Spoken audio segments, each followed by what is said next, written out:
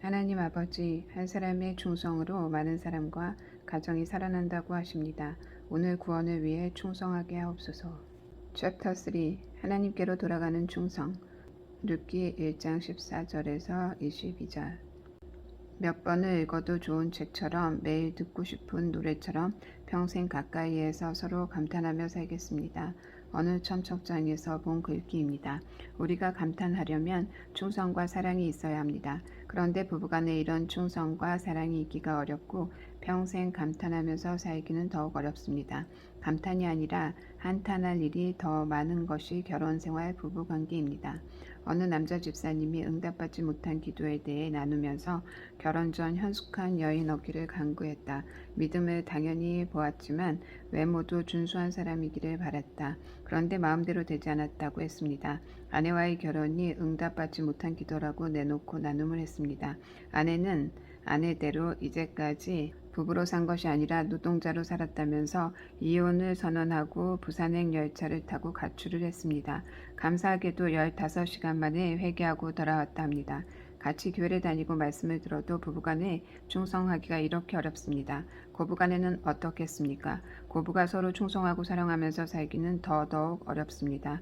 젊은 날 고된 시집살이 때문에 남편과의 사랑이 좌절되었다는 어느 집사님은 남편 대신 아들에게 애정을 쏟았다고 합니다. 그런 아들이 결혼해서 며느리가 새로운 경쟁자가 되니 내적 투쟁이 끊이지 않는다고 고백했습니다. 요즘은 시어머니도 며느리도 서로 당하는 입장입니다. 도리어 며느리가 더 구박하는 경우도 있습니다. 어떤 성경학자는 암울한 사사기와 피폐한 사무엘서가 딱딱한 두 조개 껍질과 같다면 룻기는 그 틈에 끼인 영롱한 진주알 같다고 격찬했습니다. 왜 그럴까요? 룻의 충성은 죽음에 이르는 충성이었기 때문입니다. 룻과 나오미 사이에는 고부간의 아름다운 관계, 그 이상을 보여주는 충성과 사랑이 있기 때문입니다. 충성할 수 없는 7가지 이유. 그들이 소리를 높여 다시 울더니 오르반은 그의 시어머니에게 입맞추되 룻은 그를 붙쫓았더라. 룻기 1장 14절. 붙쫓았더라는 단어에는 굳게 결합하다, 붙들고 늘어지다라는 의미가 있습니다. 남녀의 결혼관계, 하나님과 백성의 관계에서 뜻을 같이하며 진심으로 따른다는 말입니다. 룻이 진심으로 전심으로 전인격적으로 나오미를 따랐던 것입니다. 나오미가 또 이르되 보라 내 동서는 그의 백성과 그의 신들에게로 돌아가나니 너도 너희 동서를 따라 돌아가라 하니 룻기 1장 15절. 인간적으로 생각해보면 룻이 도저히 나오미를 따라갈 수 없는 상황이었습니다. 나오미도 룻이 함께 갈 수 없다고 생각하고 내 동서도 돌아갔으니 너도 돌아가라고 했습니다. 룻이 충성하지 않아도 되는 7가지 이유가 있습니다. 첫째, 시어머니를 안 따라가도 잘못이 아닙니다. 남편이 죽으면 자기가 살던 고향으로 돌아가는 것이 당시 관행이었습니다. 둘째, 나오미가 너무 가난합니다. 고향에 가면 젊은 룻이 혼자서 나오미를 부양해야 합니다. 살 곳도 없고 기댈 곳도 없습니다. 셋째, 룻은 모압 족속 이방인이었습니다. 모압 족속은 아브라함의 조카 룻이 딸들과 근친상간해서 낳은 자녀의 후손입니다. 그래서 당시 모압인은 유대인에게 개만도 못한 취급을 받았습니다. 룻이 유다 땅으로 간다면 심각한 인종차별을 각오해야 했습니다. 넷째, 나오미에게서 나올 아들도 없고 룻이 이방 여인이기에 재우는 꿈도 못 꿀 상황입니다. 다섯째, 나오미는 축복이 따르는 사람이 아니었습니다. 본인이 말한 것처럼 여호와의 손이 나를 쳤다고 하는 세상적으로 보면 되는 것이 없는 사람입니다. 여섯째, 룻에게 이렇다 할 명분이 없습니다. 남편도 자식도 없는 이 가정을 누구를 위하여 지키겠습니까? 일곱째, 나오미는 영적으로도 존경받을 만한 사람이 아니었습니다. 먹고 살겠다고 믿음을 저버리고 모압에 가서 이방 여인을 며느리로 삼았습니다. 하나님 말씀과는 상관이 없이 살았습니다. 룻에게는 나오미를 붙쫓을 이유도 충성할 이유도 전혀 없었습니다. 부모가 훌륭해서 부모가 존경스러워서 나한테 너무 잘해주고 흠이 없어서 충성한 것이 아니라는 말입니다. 나오미가 룻에게 뭘 해줬습니까? 해준 게 없을 뿐더러 도리어 모시고 살아야 할 판입니다. 그래서 따르기는커녕 충성할 수 없는 이유가 쌓였는데도 충성을 했다는 겁니다. 하나님께 충성하라고 하나님이 나한테 뭘 해줬는데 하는 것이 우리의 주제가입니다. 예수님을 믿어도 하나도 잘된 게 없다고, 그래서 충성할 수 없다고 합니다. 결혼에 충성하고 싶어도 충성할 수 없는 이유가 수백 가지이고 사랑할 수 없는 이유는 수천 가지입니다. 교회에 충성하고 싶어도 김 목사, 이장로, 박 집사 때문에 할 수가 없습니다. 여기에서 룻이 충성할 수 없는 이유를 7가지 뽑았는데 어디 7가지 뿐이겠습니까? 이래서 저래서 충성할 수 없는 이유들이 우리에게 넘쳐납니다. 내가 하나님께, 가정에, 교회에, 본분에 충성하지 못하는 이유는 무엇입니까? 충성 못할 이유를 적어 보십시오. 나 자신 때문에, 타인 때문에, 환경 때문에 충성할 수 없다는 것이 결국은 하나님에 대한 원망이고 불신이라는 것을 알고 있습니까? 충성할 수밖에 없는 이유. 룻이 이르되 내게 어머니를 떠나며 어머니를 따르지 말고 돌아가라 강권하지 마옵소서. 어머니께서 가시는 곳에 나도 가고 어머니께서 머무시는 곳에서 나도 머물겠나이다. 어머니의 백성이 나의 백성이 되고 어머니의 하나님이 나의 하나님이 되리니 어머니께서 죽으시는 곳에서 나도 죽어 거기 묻힐 것이라. 만일 내가 죽는 일 외에 어머니를 떠나면 여호와께서 내게 벌을 내리시고 더 내리시기를 원하나이다 하는지라. 룻기 1장 16에서 17절. 룻의 고백에서 주목해야 할 것은 어머니의 하나님이 나의 하나님이 되신다는 고백입니다. 룻이 그동안 나오미의 삶을 지켜보았습니다. 잘못된 판단으로 이방 모압까지 와서 망했지만 나오미의 믿음이 회복되고 있음을 알았습니다. 나오미의 고통과 고백을 통해 하나님을 향하는 믿음을 보고 그 하나님을 믿고자 하는 마음이 룻에게도 생겼습니다. 믿음은 내가 충성할 수 없는 모든 이유를 불식시킵니다. 나오미가 부족해도 충성할 수 없는 사람이어도 하나님에 대한 믿음이 있었기에 충성할 수 있었습니다. 나오미의 하나님이 룻의 하나님이 되었기에 죽음에 이르는 충성을 할 수 있었습니다. 이것이 신앙의 아름다움입니다. 어머니의 하나님이 나의 하나님이 되니 종교를 바꿨습니다. 어머니의 백성이 나의 백성이라고 나라를 바꿨습니다. 언어가 다른데 언어를 극복하고 따랐습니다. 이것이 바로 죽음에 이르는 충성입니다. 어머니는 좋은데 어머니 주변 사람들은 싫어요. 이런 게 아닙니다. 목사님은 좋은데 우리들 교회 사람들은 싫어요. 이런 분도 있습니다. 말이 안 되는 소리입니다. 믿음과 전혀 상관없이 저를 좋다고 하는 겁니다. 하나님을 믿는 믿음으로 하나가 될 때 나머지는 저절로 충성이 되는 것입니다. 하나님을 믿으니 관계가 풀리고 언어도 풀리고 모든 환경이 극복됩니다. 신명기 5장 16절에는 너는 내 하나님 여호와께서 명령한 대로 내 부모를 공경하라. 그리하면 내 하나님 여호와가 내게 준 땅에서 내 생명이 길고 복을 누리리라고 기록되어 있습니다. 효라는 것은 하나님을 모르고는 할 수 없습니다. 혼자가 된 시어머니가 가여워서 섬기는 것은 오래가지 않습니다. 도덕과 윤리를 훨씬 뛰어넘는 것이 믿음입니다. 예수님을 잘 알아야 사람에게도 헌신할 수 있습니다. 하나님은 우리에게 부모라는 역할을 신성함을 허락하셨습니다. 그러기에 하나님의 권위를 바르게 행사하며 자녀에게 하나님을 비춰주는 역할을 잘 감당해야 합니다. 하나님을 모르고서는 부모를 공경할 수도 자식을 사랑할 수도 없습니다. 자녀에게 존경받는 부모가 되려면 부모가 삶으로 믿음의 본을 보여야 합니다. 주 안에서 순종하는 적용을 해야 합니다. 자녀의 입장에서도 예수 그리스도의 생명으로 거듭다면 부모를 바라보는 우리의 시선이 변하게 됩니다. 육신의 생명을 준 부모에게 무조건 감사하게 됩니다. 아무리 이상하고 무능력한 부모라도 그분들 때문에 하나님의 사랑을 알게 되었습니다. 그래서 하나님을 알아야 부모를 공경할 수 있습니다. 게으른 부모, 강박증이 있는 부모, 폭력을 쓰는 부모, 내다 버리는 부모라도 나를 낳아주었기 때문에 감사한 것입니다. TV 프로그램에서 김희아 씨라는 주부의 강의를 들었습니다. 강의라기보다는 하나님의 은혜가 녹아있는 한편의 간증이었습니다. 김희아 씨는 선천적으로 안면기형과 상악동암으로 얼굴이 일그러지고 한쪽은 한몰이 되었습니다. 태어날 때부터 얼굴 한쪽이 점으로 덮여 있어서 놀림도 받고 외적으로 내적으로 많은 상처를 받았다고 합니다. 암 수술 후 안면기형으로 인해 사람들이 시선과 상처를 받았지만 자기를 무시하고 멸시하는 그들을 원망하기는커녕 오히려 벌 주지 말라고 기도했다고 합니다. 결혼을 하고 딸 둘을 낳았는데 아이들에게 젖을 물리면서 아이의 얼굴에서 자신의 모습을 보았습니다. 그러면서 내 어머니도 나에게 이렇게 젖을 물렸겠구나.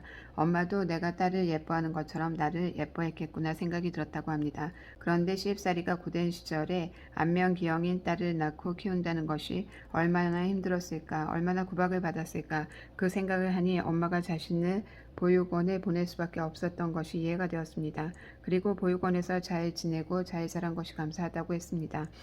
낳아주신 부모님께 너무 감사하다고 건강하게 잘 사시라고 인사했습니다. 이야기를 듣는 동안 눈물이 났습니다. 그분이 불쌍해서가 아니라 모든 것이 감사하고 부모님께 감사드린다는 그 고백에 감동이 되었습니다. 두 딸이 같이 출연을 했는데 딸들도 엄마가 전혀 부끄럽지 않다고 합니다. 학교 학부모 모임에도 꼭 오라고 하고 희아 씨도 빠지지 않고 참석한다고 합니다. 하나님을 믿는다고 하면서도 부모가 자기를 버렸다고 평생 원망하는 사람이 있습니다. 하나님을 창조주로 인정하고 신뢰한다면 그런 원망을 할 수 없습니다. 부모로 인한 상처와 원망이 해결이 안 되는 이유는 내가 하나님의 조건을 인정하지 않기 때문입니다. 사람의 사랑은 믿을 수 없는 것입니다. 사람은 사랑을 만들 수도 지을 수도 없습니다. 어려서 헤어진 쌍둥이 자매가 30년 만에 만났습니다. 그래서 2년을 같이 살았는데 그동안 서로 맞고서를 31번이나 했다고 합니다. 돈을 훔쳤다고, 조카를 때렸다고, 욕했다고, 폭행, 절도, 위증으로 계속 고소를 했는데 다 무혐의 처리가 됐습니다. 분신과 같다는 쌍둥이가 오랜만에 만나도 서로 원수가 됩니다. 나를 낳은 부모도 내가 낳은 자식도 피를 나눈 형제도 하나님이 내 하나님이 되지 않으면 그 누구도 사랑할 수 없습니다. 어머니의 하나님이 내 하나님이 되고 당신의 하나님이 내 하나님이 된다고 고백하는 자만이 사랑하고 충성할 수 있습니다. 나오미가 룻이 자기와 함께 가기로 굳게 결심함을 보고 그에게 말하기를 그치니라. 룻기 1장 18절. 충성한다는 것은 상대방을 편하게 해주는 것입니다. 나오미도 인간적으로 룻을 배려해서 함께 가기를 거절했지만 하나님에 대한 룻의 결심을 알았습니다. 그래서 서로 말을 그치는 사이가 되었습니다. 이제 말을 그치는 우리가 되기를 바랍니다. 원망의 말, 의심의 말을 그치는 서로가 되기를 바랍니다. 굳이 말하지 않아도 서로를 알 수 있는 우리가 되기 바랍니다. 우리가 유다 베들레헴으로 가기를 굳게 결심하고 예배의 자리, 기도의 자리, 봉사와 사명의 자리에 가야 하지만 그것보다 중요한 것은 상대방을 편하게 해주는 것입니다. 충성은 이타적인 것입니다. 내가 좋아서 하는 일이다. 당신을 위해 불구덩이에도 뛰어들겠다고 하면서 불편하게 한다면 그것은 왜곡된 사랑일 뿐 충성이 아닙니다. 룻은 자신에게 주어진 자유의지를 하나님께 돌아가는 신앙적 기회로 삼았습니다. 충성은 하나님께로 돌아가는 겁니다.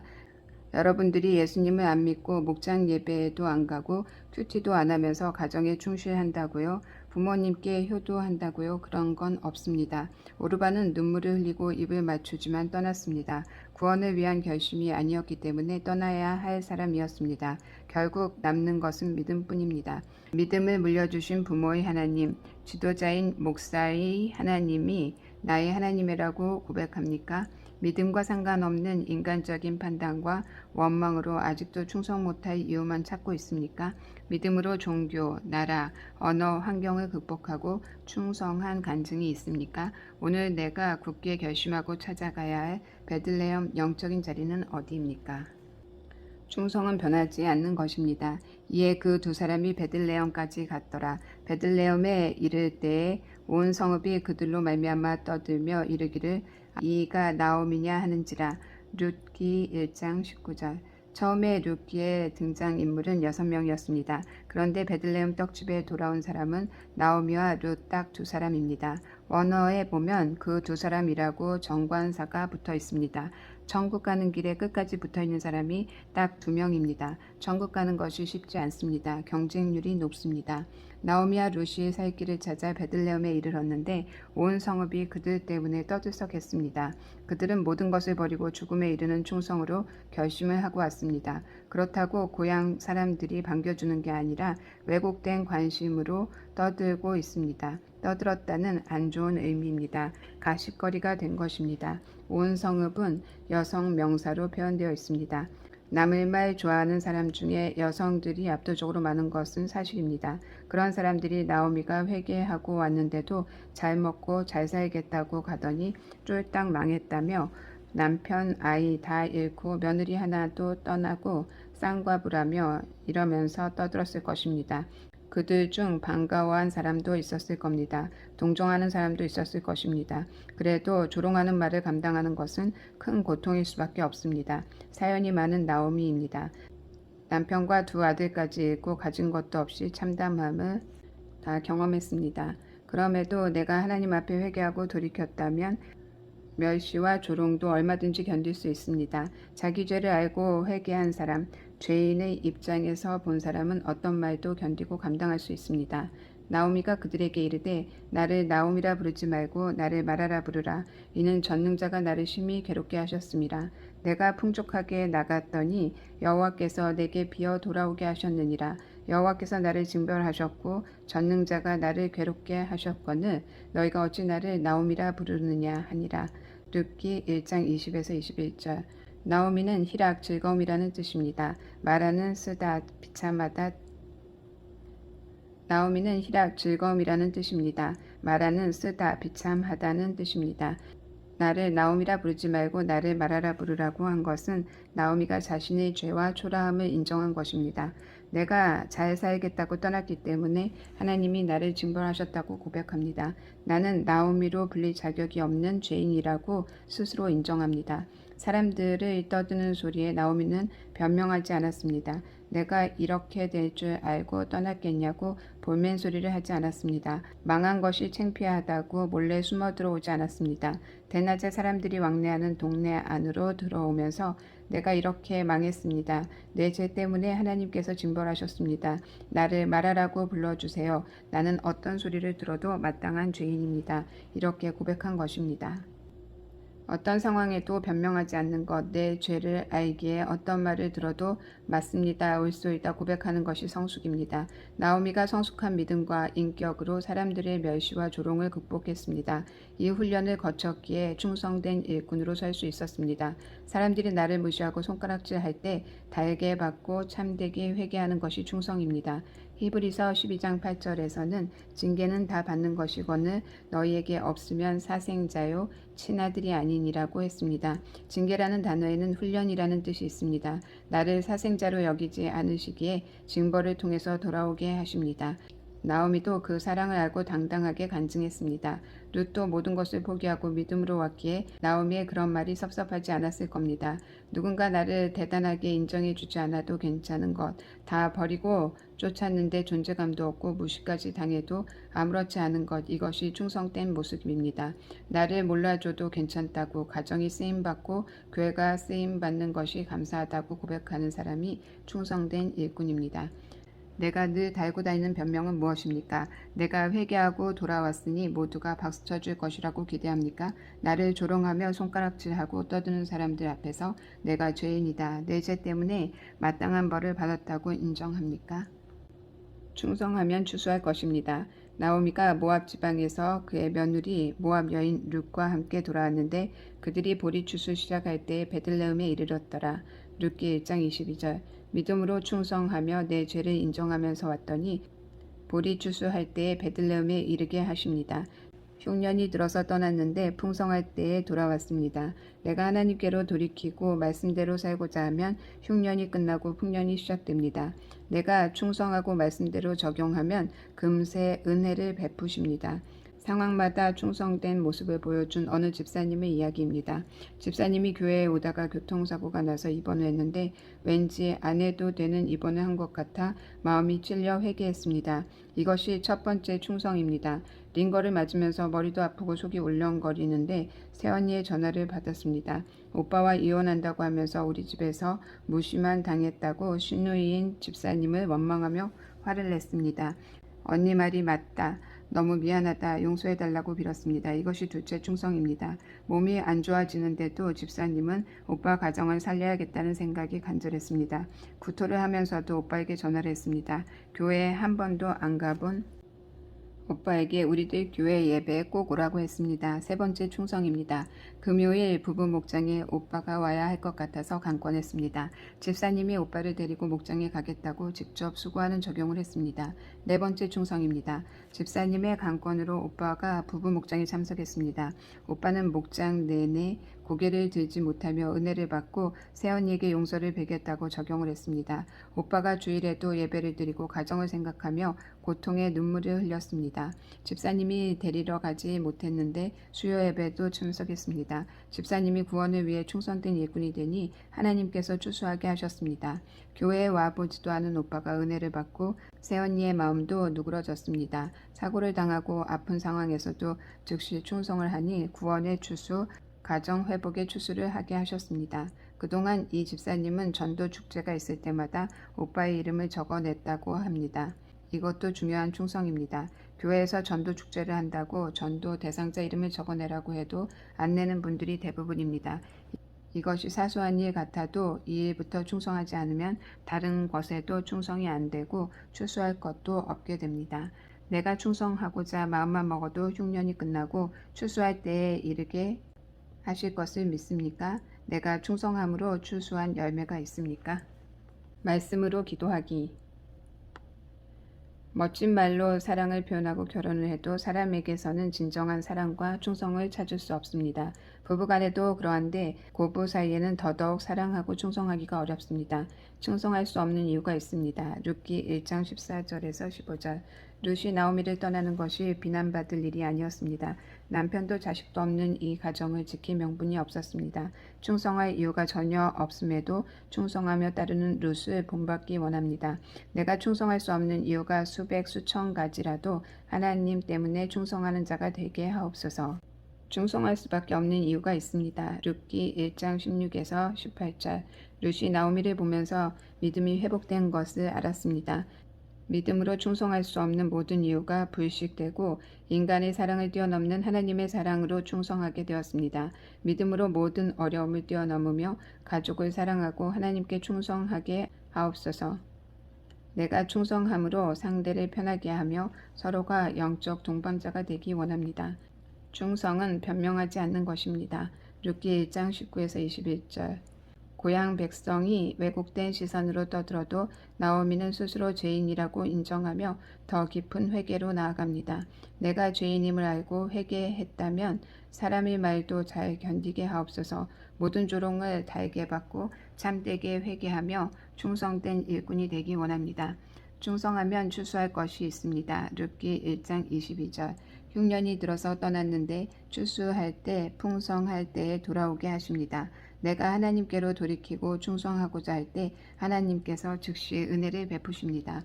사소한 것에도 즉시 충성함으로 추수할 것이 있는 풍성한 삶을 누리게 하옵소서. 우리들 묵상과 적용. 홀시아버지의 백수 시동생까지 같이 살아야 했던 결혼 생활이 힘들었지만 남편이 내 말을 잘 들어주니 살 수 있었습니다. 그러나 결혼 14년 만에 남편의 외도가 시작되고 결국 집을 나가게 되었습니다. 얼마 안 되어 아버님께 치매가 발병되고 정말 죽을 것 같아 이혼하려고 발버둥을 쳤지만 남편은 이혼해주지 않았습니다. 지인의 소개로 목장과 수요 예배에 참석하며 말씀의 은혜를 받고 눈물도 흘렸지만 목장 예배 때마다 충성할 수 없는 이유를 댔습니다. 남편도 바람나서 집에 안 들어오는데 치매 시아버지를 부양 안 한다고 누가 나를 정죄하겠냐고 했습니다. 그럼에도 조롱하는 말 대신 사랑과 충성으로 감싸주는 목장이 있어 저도 그들의 하나님이 나의 하나님이라고 고백하게 되었습니다. 제가 피해자가 아니라 가해자라는 것을 깨달았기에 하나님께서 나를 징벌하셨음을 고백합니다. 가난한 집에 시집와서 시아버지와 시동생을 모신다는 이유로 무시하며 얼마나 내 맘대로 군림하고 살았는지 저의 교만과 이기심을 눈물로 회개합니다. 하루 종일 쫓아다니며 엉뚱한 소리를 하고 직장도 못 나가게 하시는 아버님이 원망스러워 하나님이 빨리 데려가시면 좋겠다고 생각하면서도 아버님을 모시면 남편이 생활비를 준다고 하니까 인질처럼 모시고 있었습니다. 저는 뱃속까지 나밖에 모르는 이기적인 죄인입니다. 아버님의 치매가 악화되어 결국 요양원에 모시게 됐는데 요양원 가는 그날 차 안에서 제가 아버님 그동안 저랑 사시느라 고생하셨어요 하니 아버님은 운전하고 있는 아들은 알아보지 못하시면서 아니에요 아주머니 그동안 고마웠어요 수고했어요 하셨습니다. 그 말이 꼭 하나님이 잘했다고 주시는 상 같아서 감사의 눈물이 흘렀습니다. 더욱 감사한 것은 제가 복음을 전하려고 해도 온몸으로 거부했던 아버님이 요양원에 가셔서 예배도 드리시고 세례도 받으셨습니다. 딸과 단둘이 있었으면 이혼만을 생각했을 텐데 치매 아버님이 곁에 계셔서 이혼을 생각할 시간조차 없게 하셨습니다. 제가 이기적이고 부족함에도 사랑으로 징벌하시고 충성하게 하신 하나님 감사합니다. 아버님의 영혼을 구원으로 추수하게 하신 하나님 사랑합니다. 기도. 하나님 모든 관계 속에 충성하고자 해도 상대가 충성할 만하지 못해서 시간이 없고 돈이 없어서 이래서 저래서 충성하지 못할 이유가 너무 많았습니다. 믿음으로 충성할 수 없는 모든 이유를 넘어서야 하는데 아직도 원망과 불평이 많은 것을 용서하여 주옵소서. 하나님을 모르고는 사랑도 충성도 할 수 없다는 것을 깨달았습니다. 하나님께서 제 삶의 주인이 되심으로 충성할 수 없는 상황에도 변명 없이 충성하게 하옵소서. 내가 회개하고 하나님을 만났는데 모두가 반길 것 같아도 나의 지나온 과거를 떠나며 조롱하는 사람들이 있습니다. 내가 참된 회개를 했다면 어떤 말도 견디며 잘 받기 원합니다. 내 죄로 인한 징벌이었다고, 나는 자격이 없는 죄인이라고 더 깊은 회개로 나아가게 하옵소서. 한 사람의 충성으로 많은 사람이 살아나고 가정이 회복되는 것을 수없이 보았습니다. 내가 사소한 것부터 충성할 때 하나님께서 풍성한 추수일 때에 이르게 하실 것을 믿습니다. 오늘 허락하신 모든 상황에서 구원을 위해 충성하며 하나님께서 추수하게 하시는 역사를 경험하게 하옵소서. 예수님의 이름으로 기도합니다. 아멘.